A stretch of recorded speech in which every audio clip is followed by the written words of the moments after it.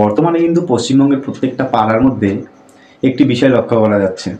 পাড়ার প্রত্যেকটা মানুষই প্রায় বেকার বেকার শিক্ষিত ছেলেটার বাড়ির সামনে গিয়ে ডাকাডাকি করছে বা তার পেছনে দৌড়াচ্ছে। কেন জানেন তো? ৪ তারিখ থেকে কিন্তু পশ্চিমবঙ্গে এসআইআর চালু হয়ে গেছে। তারপর থেকেই পাড়ার যেসব বেকার শিক্ষিত যুবকরা রয়েছে তাদের খোঁজে সাধারণ কিছু মানুষ। হয়তো সামান্য কিছু বাদ যাবে, কিন্তু বেশিরভাগ মানুষই কিন্তু তাদের খোঁজে রয়েছেন। কেন কেন এসআইআর যে ফর্মটি বিলি হচ্ছে বিএলওদের মাধ্যমে, সেই ফর্মটি তো ফিল আপ করতে হবে। আমাদের এই সাধারণ মানুষ অনেকেই সেটি করতে পারবে, কিন্তু তারও সাহস পাচ্ছে না, এমন অবস্থা। সেই সময় পাড়ার বেকার ছেলেরা কিন্তু সাধারণ মানুষের পাশে দাঁড়াচ্ছে, তারা ফর্ম ফিল আপ করে দিচ্ছে। আমি নিজেও প্রায় 200+ ফর্ম ফিল আপ করেছি আমাদের এই পাড়ার মধ্যে। তো মূল মুদ্রা বিষয় হচ্ছে, আপনারা কিন্তু ভোটটা দেওয়ার বেলা সবসময় কাকে দেন জানেন তো? যারা স্বার্থবাদী, নিজের স্বার্থ ছাড়া কিছু বোঝে না, যারা দুর্নীতিগ্রস্ত, ভ্রষ্টাচার যাদের মধ্যে রয়েছে, যাকে বলে হিন্দি ভাষায়, সেসব মানুষদের আপনারা ভোট দেন। কিন্তু আপনার পাশে কিন্তু সেই পাড়ার সাধারণ ছেলেটাই, শিক্ষিত সাধারণ বেকার ছেলেটা আপনার পাশে দাঁড়ায়। এই কথা বলার মূল কারণ কি জানেন?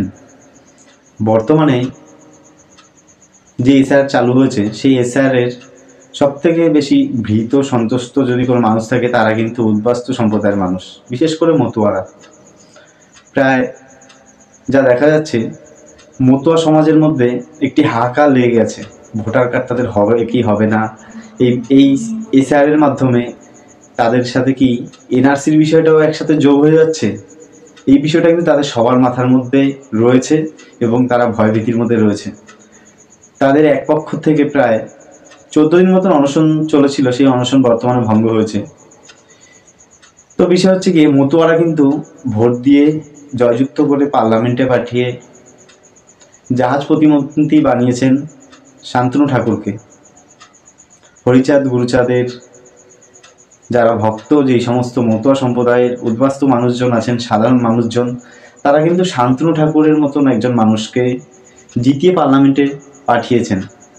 কিন্তু এই হাহাকারের সময় যখন উদ্বাস্তু মতুয়ারা তারা ভয় ভীতির মধ্যে দিন কাটাচ্ছে, প্রত্যেকটা মুহূর্ত কাটাচ্ছে, তখন তাদের সাংসদ কোথায়?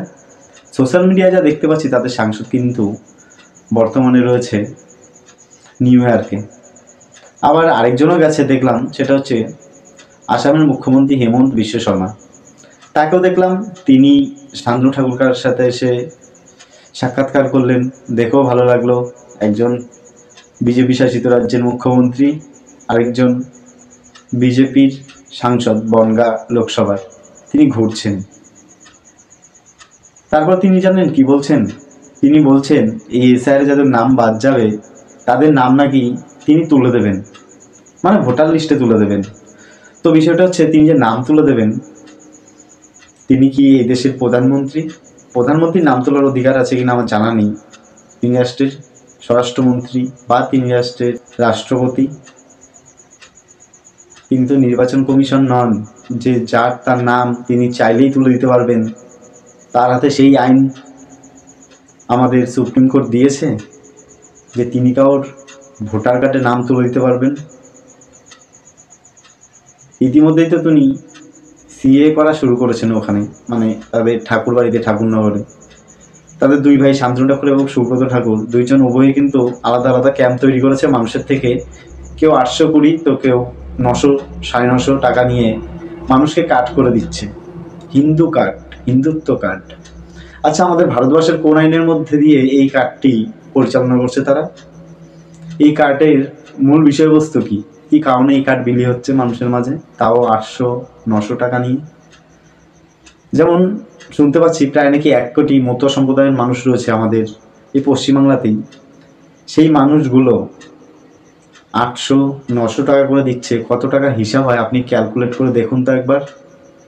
আপনি তো একজন শিক্ষিত মানুষ, বা আপনি একজন জানাশোনা জ্ঞানীগুণী মানুষ, আপনি বলুন যে ভারতবর্ষের কোনো আইনের মধ্যে কোনো সাংসদ কি কাউকে ভোটাধিকার দিতে পারে, বা কাউকে কি ধর্মের সার্টিফিকেট দিতে পারে এই ভারতবর্ষের মাটিতে? তাকে এই পাওয়ার বা এই ক্ষমতা কে দিয়েছে? তার সরকার? দেশে তো আইন বলে বিষয়বস্তু কিছু আছে। এই মানুষের দুর্যোগের সময় মানুষ যখন ভীত সন্ত্রস্ত, তখন আপনার তার পাশে থাকার দরকার ছিল কি না? উচিত ছিল না আপনার? আপনাকে তো মানুষ ভোট দিয়ে জিতিয়েছে। আপনি নিউ ইয়র্কে ঘুরছেন স্ত্রী পুত্র সন্তানদের নিয়ে, বন্ধুর সাথে দেখা করছেন। বাঙালির স্বার্থে লড়ুন, বাংলার স্বার্থে লড়ুন, যাতে বাংলার প্রত্যেকটা মানুষ তাদের ভোটাধিকার ফিরে পায়। কেউ যাতে যাতে যারা যোগ্য, যাদের প্রয়োজন ছিল না এখন এত ফর্ম ফিল আপ করার, জেরক্সের দোকানে দৌড়ানোর, ফটোর দোকানে দৌড়ানোর, তাদের কেউ যাতে বাদ না যায়। সত্যিকারের যারা চুরি করে ওভার বাংলার থেকে নিয়ম অনুসারে সেই টাইমের পরে যারা এসছেন, তাদেরকে কি করা হবে জানা নেই। কিন্তু আমরা ফর্ম ফিল আপ করতে করতে দু একজনের মধ্যে শুনতে পাচ্ছিলাম হিন্দুদের নাম বাদ দেবে না। পার্শ্ববর্তী রাজ্য আসাম, সেখানে যে এনআরসি হয়েছিল, প্রায় 10 লাখ প্লাস, আমার ঠিক খেয়াল পড়ছে না, 12 লাখ কি 14 লাখ, যাই হোক, হিন্দুদের নাম হবে। তারা কিন্তু ডিটেনশন ক্যাম্পে এখনও রয়েছে। কিছুদিন আগে হয়ে গেল, কয়েক মাস আগে বিহারে এসআইআর হয়ে গেল। সেখানে কি দেখা গেল? কাদের নাম বাদ গেছে? প্রায় 46 লক্ষ এরকম নাম বাদ গেছে, যার মধ্যে 3-4 লক্ষ খালি মুসলিম, আর নাকি 2-3টে রোহিঙ্গা পাওয়া গেছে।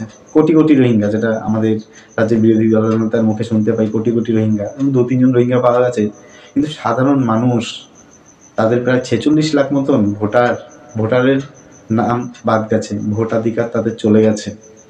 এই যে ভোট গেল, সেখানে কিন্তু তারা ভোট দিতে পারেনি। তেমন পশ্চিমবঙ্গের কিছু মূর্খ জনগণ, জানি না কার থেকে শুনে বলছে, নির্বাচন কমিশনের সাথে তাদের কোনো ফোন আলাপ হয় কি না, তারা বলছে হিন্দুদের বাদ দেবে না। ওদিকে শান্তনু ঠাকুর বলছে যাদের বাদ দেওয়া হবে 2-4 বার হয়তো তারা ভোট দিতে পারবে না, তাদের নাম আবার তুলে দেওয়া হবে। ততদিন কে কোথায় বাঁচবে, কে কোথায় মরবে, কেউ জানে? হিন্দু মুসলিম জানি না, আমার ভারতের পশ্চিমবাংলার একটা সাধারণ মানুষের, সুনির্দিষ্ট মানুষের ভোটের অধিকার যাতে কোনোভাবে না যায়, এইটুখানি অনুরোধ করব মাননীয় নির্বাচন কমিশন শ্রী জ্ঞানেশ কুমার মহাশয়ের কাছে। ধন্যবাদ। জয় হিন্দ, জয় ভারত।